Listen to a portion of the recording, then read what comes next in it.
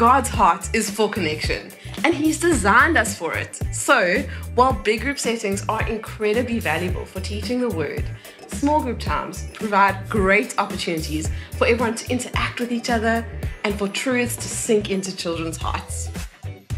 In a small group, you're investing in the lives of a few to encourage authentic faith. Jesus led this way with His disciples, and see what an impact they had on the world. This is the pattern we see set out in the New Testament, that we would regularly come together in smaller groups to be built up as we gather around Jesus and His Word.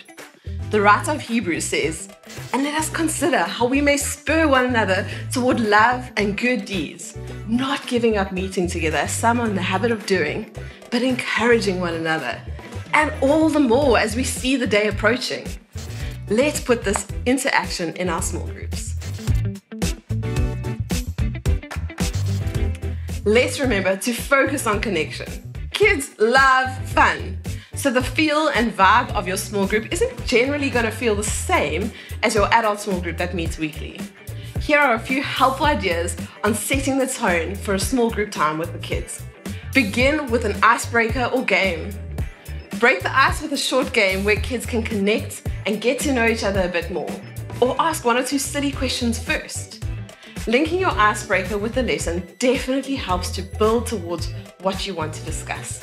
And then, you'll want to create a relaxed environment. Children will pay better attention when they're comfortable with as little distractions around them as possible. Now let's look at how we can facilitate the discussion. There are no exact formulas, but here are 11 tips that we found really helpful. We discuss them more in depth in the book, so listen closely and see which ones you need to read more about. Firstly, have a clear plan and be ready to change it. Then lead the kids rather than have them lead you. Scratch the surface a little bit before you go deeper. Slow down and allow time for them to think and answer. For this one, you'll need to grow in being okay with awkward silences. Rephrase effectively. If you wait several seconds and it seems like no one understands the question, then you can rephrase it. This is an underrated discussion tool. Value their insights and encourage others to do the same, but gently guide the discussion to help it from going off topic. And listen.